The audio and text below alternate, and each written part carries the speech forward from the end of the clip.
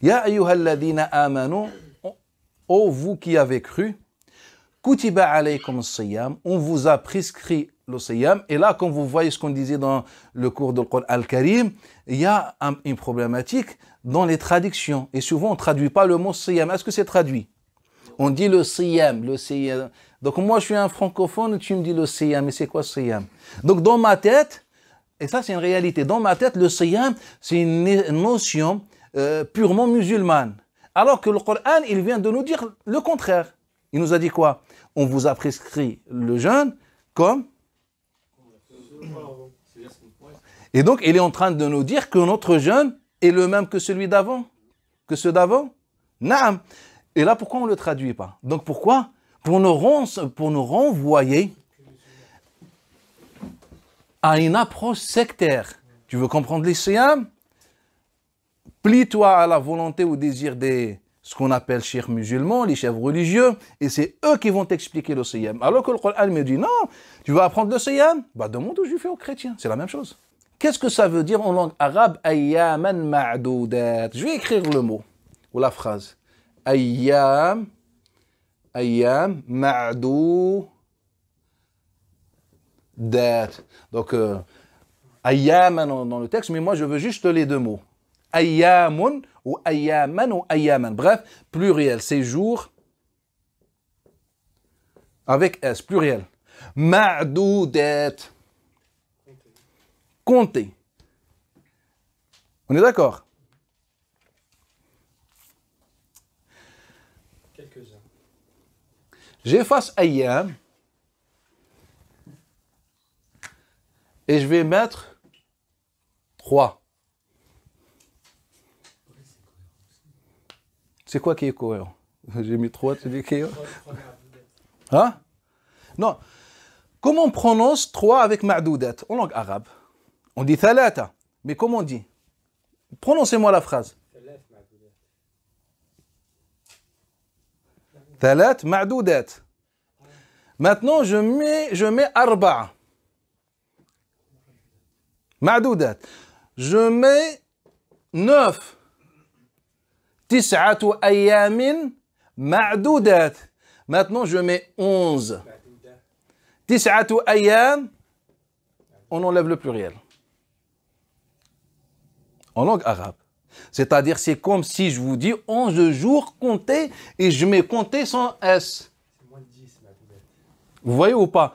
En langue arabe, quand on dépasse le 9, on enlève le pluriel. C'est-à-dire, comme en français, on enlève le S.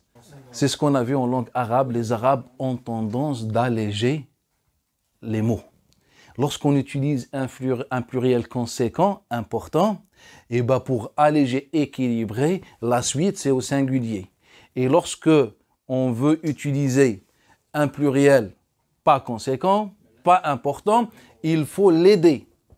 Prouver montrer qu'il est pluriel. Et ça, en fait, on remarque dans l'ensemble du vocabulaire arabe. On a parlé même des vocabulaires des mots, comment les Arabes les ont manipulés pour arriver à sens. On a parlé même des phrases, etc. Ce qu'on appelle isnadat, le rapport entre les verbes du sujet, les khabar, mubtada, etc. Ils ont toujours fait la même chose. Et donc, maintenant, on revient à notre verset. Allah Ta'ala, il nous dit « Ayyaman ma'doudat »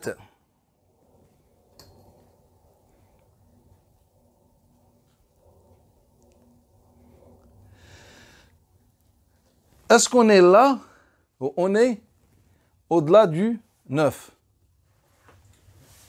Soit c'est les ayam qui est étrange, soit c'est ma'doudat. C'est l'un des deux. Oui. Les deux ne sont pas censés aller ensemble. Les deux ne sont pas censés aller ensemble. En vérité, ce n'est pas le même pluriel. Pourquoi? Je vous explique ça quand vous aurez un niveau, Inch'Allah. C'est comme ça on vous dit. Ah, t'as pas encore. Commence par les ablutions, on verra après. Non, en fait, yaoum, c'est le singulier. Et son pluriel, c'est af'ul. Et normalement, c'est aywumun.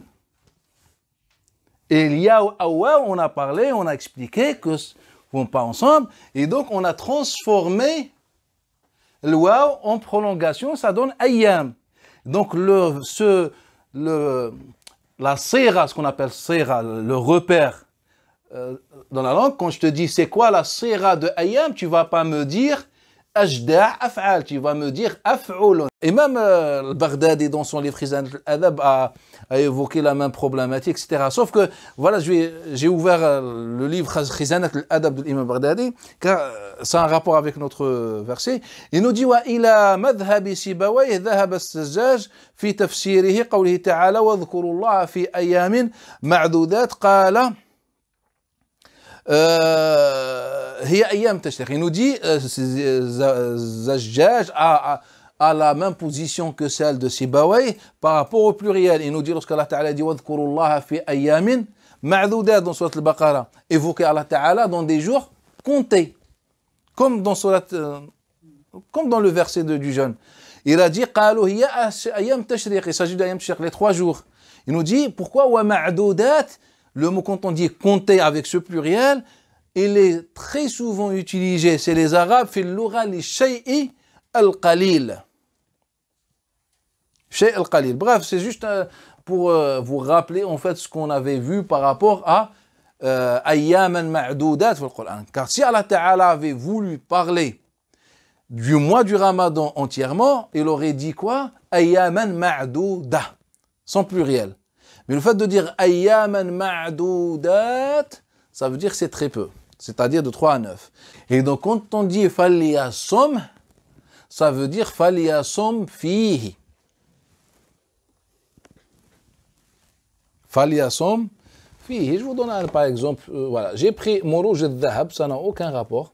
Il nous parlait des mois, comment les Arabes s'expriment quand ils parlent des...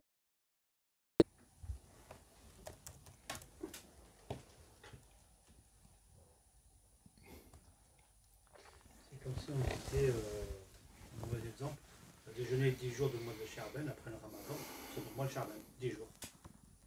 Et نعم.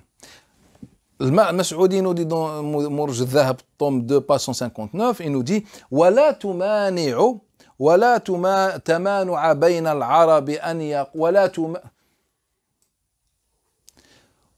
ولا تمانع بين العرب أن يقول القائل أتيتك في الشهر والإتيان إنما يكون في بعضه. Il nous dit chez les Arabes, quand je te dis je suis venu dans le mois, il nous dit والإتيان, alors que la venue en réalité c'est en un temps très réduit d'une journée. وجئتك في اليوم والمجيء في بعض أوقاته ولا يصامون, etc. Et donc il est en train de nous parler comment les Arabes s'expriment par rapport au temps, etc. Et donc lorsqu'on dit je suis venu dans le mois, ça ne veut pas dire que je suis venu dans le mois dans tout le mois. C'est-à-dire je suis venu à un moment très précis de la journée. Et c'est pareil quand on dit je suis venu dans la journée. Donc du coup, juste si vous pouvez éclaircir, donc quand on veut parler de tout le mois, comment on dit? Quand on veut parler de tout le mois. Barakallahu fik. C'est très bonne question. Allah dans Surat al-Baqarah pendant le pèlerinage, qu'est-ce qu'il a dit? Quand on veut se rattraper et on doit jeûner dans le pèlerinage.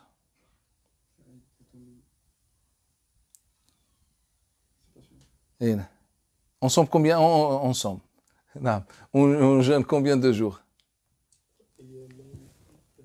Fatilka Asharatun kamila. Donc quand on veut jeûner tout le mois, faliyasumhu aw liyasum ash-shahra kullah. Pour prier. Naam, car quand on dit faliyasum ou faliyasum ash-shahr, on parle déjà d'une partie du mois. Et quand on dit faliyasum ash-shahra kullah, c'est-à-dire faliyasum ash-shahr, c'est-à-dire les moments du jeûne, mais de tout le mois. Et dans ce cas-là, on jeûne tout le mois. Après viennent l'autre région, elle va nous dire, mais peut-être il faut voir la vision et ça peut tomber, le Ramadan peut être aussi 30 jours. C'est comme ça. Et tout ça, c'est pas possible. Pourquoi ce n'est pas possible? Prenez tous ceux qui ont écrit sur les calendriers, sur les étoiles, sur l'astrologie, sur tout ce que vous voulez. l'ensemble des auteurs, que ce soit l'imam Ibn al-Ajdabi, que ce soit l'imam al-Bayrouni, que ce soit l'imam al-Mas'oudi, que ce soit l'imam Abu Ali al-Asfahani au début en 4e siècle, que ce soit Ibn Qutayba. Rappelez-vous, Ibn Qutayba, je pense que vous le connaissez, celui qui a écrit Mushkil al-Hadith ou ceci ou cela. En fait, lui, c'est un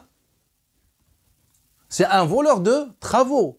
Ibn Qutayba n'a jamais écrit de livre dans sa vie, à l'exception de Mushkil al-Hadith. Tous les livres qu'il a écrits, il les a pris de qui?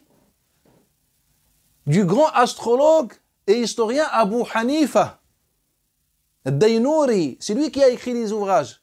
Et lui, qu'est-ce qu'il a fait? Il a enlevé le nom de l'auteur. Pourquoi lui, il n'était pas connu? Lui, il était victime des muhaddithines, des hanbalites, des ash'arites, etc. Et donc lui, il a profité de cette méconnaissance, de cette ignorance à l'égard de Abu Hanifa, et il a mis son propre nom. C'est exactement ce qu'a fait Abu Ya'la al-Farra par rapport à Abu al-Hassan al-Mawardi. Ce n'est pas notre sujet. Bref, tous ceux qui ont écrit sur le calendrier lunaire, sur les étoiles, sur tout ce que vous voulez, l'astrologie, nous ont dit que les mois lunaires s'alternent. Un mois 29, le deuxième 30, 29, 30, 29, 30, et ça n'a jamais changé depuis que les Arabes ont connu le calendrier lunaire. Ça n'a jamais changé. Et moi, personnellement, j'ai vérifié avec ce qu'on appelle Sen el-Kabisa, le mois que les Arabes rajoutaient, ou sans Sen el-Kabisa, dans tous les sens, j'ai essayé. J'ai révisé le calendrier arabe avec l'ensemble des événements avant, pendant, après l'islam. Ça nous a toujours donné le même calcul. 29, 30, 29, 30, 29, 30, 29, 30, 29, 30. Et même dans les témoignages des compagnons de l'Koufa et des autres comme Ali ibn Abi Talib, Hussein ibn Qubaysa rapporte d'après Ali ibn Abi Talib أنه قال اعلموا sachez شهر 29 وشهر 30 وشهر 29. Sachez que le mois, un mois est 29, un mois 30, 29, 30, 29, etc. Et ceci est rapporté de façon notoire. Bref, personne n'a divergé sur cette question. Comme je vous ai dit, l'imam Al-Ajdabi ou les autres que je viens de citer, ils nous ont dit. Personne, et parfois, voilà, dans les images, ils sont en relation, téléphone avec les astronautes ou je ne sais pas, les informations. En fait, personne ne voit rien. Personne ne voit rien dans sa vie. On a tous jeûné la même chose. On a tous le même calendrier. Troisième chose, il y a combien de jours dans l'année lunaire? Selon les témoignages des anciens, on a 354. Bah, divisé sur 12, ça donne combien? 29,5. C'est-à-dire 6 mois en 30, 6 mois en 29. Ah ouais. Ouais, c'est ce qu'ils ont dit. Ils nous ont dit, à chaque fois on a calculé le calendrier lunaire, c'est comme ça. Et ça ne colle pas avec la vision. Ça ne colle pas avec la vision. Est-ce que quand on veut regarder la lune, on peut se tromper ou pas? S'il y a le nuage, s'il y a ceci ou cela, ou l'endroit, ou je ne sais pas. On peut se tromper. Tout le monde le reconnaît. Et même le soi-disant hadith le reconnaît. Et si vous ne voyez pas la lune, etc., terminez al-idda 30 jours. C'est ça. Barakallahu fik. Lorsque ces historiens nous rapportent les régions qui se référaient à la vision et les régions qui se référaient au calcul qu'ont faisait le prophète et les gens avant le prophète, ils nous disent wal ghalib, les historiens ils nous disent wal ghalib, et que dans la majorité des cas, il y a une différence entre la vision et les calculs. Et ça c'est réel. Les gens ils avaient un calcul qui est clair, qui est connu. Il s'appelle le calcul calcul du premier jour de l'année, le premier jour du mois et le premier jour de l'année et du mois. Comment déterminer ces jours-là? Ce qu'on appelle al-us, qui vient du mot al-asas. Naam ya cheikh. Al-us. Qu'on utilisait souvent pour ça. Ils disent, si tu veux calculer l'os, qu'est-ce que l'os? C'est pour déterminer à n'importe quelle année, dans l'histoire islamique, le premier jour, c'était un mardi, un dimanche, un lundi, tu le détermines. Le premier jour du mois. Donc, comment le déterminer? Ils disent, tu prends les années précédentes, plus l'année courante. Donc, l'année, là, on est en 1443, je crois. Et donc ils disent, tu prends ce chiffre-là et tu enlèves 24. Ça te donne un chiffre. Et comme ça, tu commences à enlever à chaque fois 30. Moins 30, moins 30, moins 30. Et tu commences, moins 30. Jusqu'à ce que le chiffre final soit inférieur à 30. Le chiffre soit inférieur à 30. Quand il est inférieur à 30, tu commences à enlever 8, 8, jusqu'à ce que le chiffre soit inférieur à 8. Donc, quand c'est le cas, le résultat de ce chiffre-là, fois 4. Et si le chiffre est inférieur à 22, tu lui rajoutes 1. Et s'il est supérieur à 22, tu lui rajoutes 2. Ensuite, tu calcules combien de fois tu as enlevé 30. Par exemple, on dit 42 fois, on l'a enlevé 30. 42 fois. Et donc, 42 fois, tu fais fois 5. Et ça te donne un chiffre. Et de ce chiffre-là, cette fois-ci, tu enlèves 7, 7, 7, 7, 7. Jusqu'à ce que le restant soit inférieur à 7. Et donc ça, tu vas rajouter le chiffre restant auquel tu as rajouté 1 ou 2, s'il était inférieur ou pas à 22. Donc tu rajoutes les deux. Et ça te donne un chiffre. Si ce chiffre est 7 et moins, c'est ce qu'on appelle l'os de l'année. Et s'il est plus que 7, c'est-à-dire supérieur, tu lui enlèves 7, 7, jusqu'à ce que tu tombes en dessous du 8.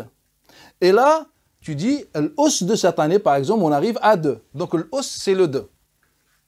Après avoir fait ce calcul, vous avez un peu suivi ou pas? Hein? De loin. De loin. En fait, autrefois, avant, pendant et après l'époque du prophète, c'était ça les calculs. Pour tout calculer rapidement. Au lieu de se prendre la tête ou je ne sais pas, tu calcules le tout, n'importe quel événement, n'importe quelle chose. Ça, tu fais. La Terre, elle va faire le tour autour du Soleil. On a dit, quand on fait les calculs, environ 1 degré. Environ. On est dans l'environ. Retenir le mot environ. Environ 1 degré. La Lune, elle fait le tour en 27 jours et 7 heures environ, toujours. On n'est pas à la minute près. Mais là, quand on a fait le calcul, lorsque la Terre tourne autour d'un Soleil qui ne bouge pas, c'est-à-dire qui n'avance pas, et la Lune, lorsqu'elle tourne autour de la Terre, par rapport à un point fixe, c'est-à-dire supposons que la Terre ne bouge pas.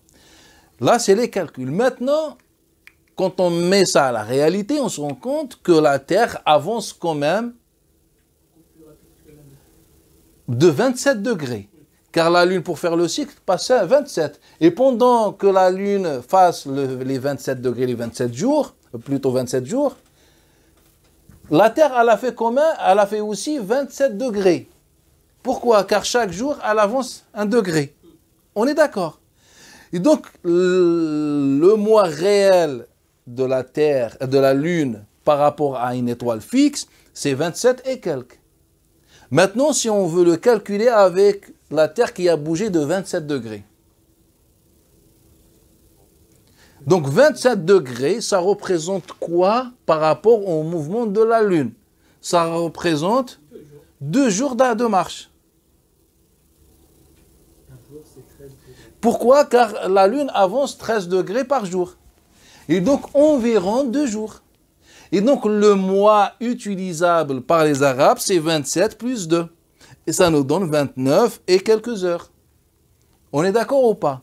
Et donc 29 et quelques heures. Et donc les Arabes, ils ont dit c'est facile. On va diviser l'année en 6. Les 12 mois, en 6 mois de 30 jours, et en 6 mois de 29 jours, ça nous donne 29 et 5. Mais ce n'est pas exactement le calcul. Et il y a quelques heures qui vont, quelques minutes qui vont, etc. Donc qu'est-ce qu'ils ont fait?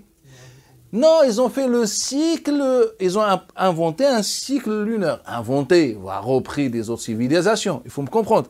Et donc ils ont inventé un cycle lunaire. Ils ont dit, voilà, tous les 2 ans, 5 ans, 8 ans, 10 ans, 13 ans, 16 ans, on va rajouter au mois de Dhul Hijjah un jour.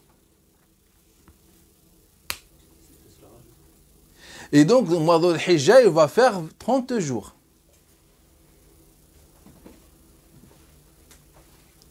Et donc, tout comment dire, ces cycles, les Arabes rajoutent un jour à Dhul Hijjah. Et ça, on appelle ça le Kabs. Et donc, tous les 2 ans, 5 ans, ou bien 2 ans, et après 3 ans, c'est-à-dire 5 ans, on rajoute un jour, 8 ans, on rajoute un jour, 10 ans, on rajoute un jour, 13 ans, on rajoute un jour, 16 ans, on rajoute un jour, 19 ans, on rajoute un jour. Et on s'arrête là. Alors après, on reprend le cycle à 0. 2 ans. Donc, une année, on ne rajoute pas, deuxième année, on rajoute. Ensuite, troisième, quatrième, on ne rajoute pas, la 5e année, on rajoute. Ensuite, on fait le même calcul. Et c'est ça les années exactes que les Arabes utilisaient. Chaque 3 ans, ils rajoutent. Pas forcément, car de 8 ans, on passe à 10. Donc 3, 3, 2, et après 3, 3, 3. Et donc c'est ce que les astrologues arabes disaient. Et ça, ce Kabs, il est utilisé jusqu'à ce jour-là. وَكَانُوا يَحُجُّونَ فِي الْعَاشِرِ مِنْ ذِي الْحِجَّةِ. Tu l'as édité? J'ai trouvé en édité. J'ai trouvé 2 ou 3 tomes. Je crois que c'est ça. Ah oui? Sur un site d'archives. Ah bah, masha'Allah. Bref, moi j'ai le manuscrit. Bref, il nous dit وَكَانُوا يَحُجُّونَ فِي الْعَاشِرِ مِنْ ذِي الْحِجَّةِ وَكَانَ لَا يَقَعُ هَذَا الْوَقْتِ فِي وَقْتٍ وَاحِدٍ. Ils faisaient leur pèlerinage le 10 du mois de Dhil Hijjah. Et que ce moment ne tombait pas à une saison unique, c'est-à-dire il tournait. واحد من فصول السنة. Il nous dit مرة يقع في زمان الصيف. Donc à un moment, une fois il tombe pendant l'été, une fois pendant l'hiver, une fois dans les 2 autres saisons. ما يقع من السنين الشمسية والقمرية من التفاضل. Il nous dit à cause de la différence entre le nombre des jours de l'année lunaire et le nombre des jours de l'année solaire. فأرادوا أن يكون وقت حجهم موافقا لأوقات تجارتهم. Ensuite, ils ont décidé que leur moment et leur temps de pèlerinage soit en compatibilité avec le temps de leur commerce. Et donc, qu'est-ce qu'ils ont fait? وأن يكون الهوي معتدلا في الحر والبرد, et que leur déplacement ne soit pas pendant l'hiver quand il fait trop froid, ni pendant l'été quand il fait très chaud. Et c'est ça l'important qu'on va voir lorsqu'on va replacer le mois du Ramadan dans son temps réel. Il nous dit, et donc il ne voulait pas que ce soit trop froid, trop chaud. مع توريد الأشجار والنباتات ليسهل عليهم comment dire المسافرة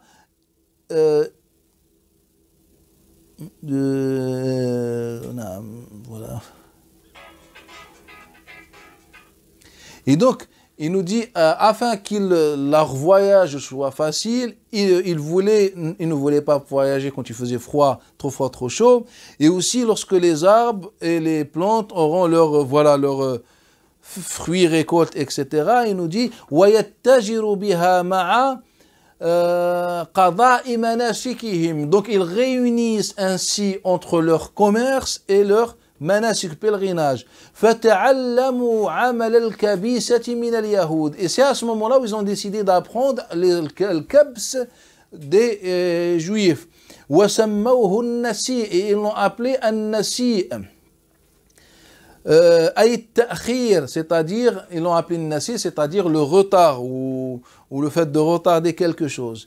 أنهم حالفوا اليهود في بعض أعمالهم لأن اليهود, et c'est ainsi ils ont, comment dire, voilà, ils ont fait leur alliance aux Juifs, car les Juifs faisaient le kabis ويكبسون 19 سنة قمرية, car les Juifs ils faisaient le kabs tous les 19 ans de l'année lunaire. 7 أشهر, donc il faisait le kabs de 7 mois, donc tous les 19 ans, et ça c'est connu, c'est utilisé par les juifs jusqu'à ce jour-là, tous les 19 ans, les juifs rajoutent 7 mois kabisa. Naam. Hatta tasira, et donc quand on rajoute 7 mois kabisa, donc vous pouvez faire vos calculs, donc 19 ans lunaires, c'est-à-dire 354 fois 19. Ça nous donne le nombre d'années, le nombre de jours pendant 19 ans. On est d'accord? Donc le résultat, on lui rajoute 7 mois. Donc c'est-à-dire 7 fois 30 jours. Et ça, on regarde ce que ça va donner. Et donc, lorsqu'on va compter 365 fois 19, ça va nous donner le même chiffre. Et donc, afin que l'année lunaire rattrape l'année solaire, il faisait ces calculs-là, tous les 19 ans. Et donc, Safar, c'est quoi? Novembre. Décembre. Janvier, février, mars, avril, mai, juin, juillet, août, septembre. Et donc, on voit que les mois du pèlerinage sont là, et l'autre mois, c'est là. Et donc, on voit bien que le mois Rajab, c'est la fin de l'hiver, et les mois de pèlerinage, c'est la fin de l'été. Il tombe fin août jusqu'à fin septembre.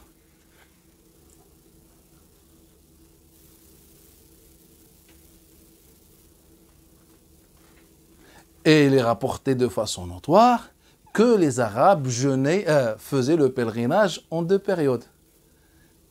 L'hiver et l'été. Et c'est dans le Coran. Et nous ont précisé que leur pèlerinage se faisait pendant Rajab et pendant les mois sacrés, ou les mois de Dhul-Qa'dah, Dhul-Hijjah.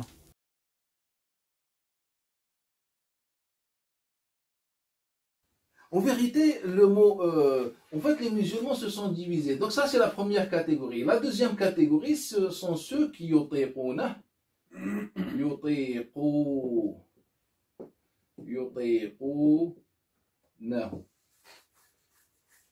Les musulmans se sont divisés en 2 catégories au 1er siècle. À la fin du 1er siècle plutôt et début 2e siècle. Donc il y en a qui ont dit que c'est abrogé. Mansour. Ils ont dit c'est abrogé. Non, c'est pas réglé. Après, ils ont engendré un problème qu'ils ont essayé de résoudre. Deuxième catégorie, ils ont dit Ghayr Mansour. Il n'est pas abrogé. Et après, ils ont engendré également une autre problématique pour eux. Donc, ceux qui ont dit que c'est abrogé, c'est bon. C'est pas grave. Si ils ont affirmé l'abrogation, c'est que le verset ou le verbe parle de ceux qui peuvent ou ceux qui ne peuvent pas jeûner. Ceux qui peuvent jeûner, c'est pourquoi on a dit que c'est abrogé.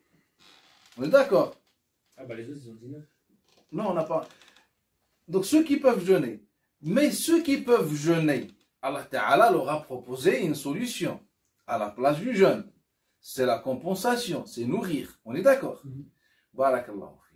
Moi, je fais partie de la première catégorie. Je vous dis, en fait, ça veut dire tu peux jeûner, mais c'est abrogé. Barakallahu. Interrogez-moi sur la femme enceinte ou les vieillards qui ne peuvent pas jeûner, etc. Moi, en tant que musulman, j'ai une formation musulmane. Pour moi, ces gens, j'ai déjà appris qu'ils doivent donner une compensation. On est d'accord? Ah, mais c'est problématique. J'ai dit que c'est abrogé. Eh bien, je veux dire quoi?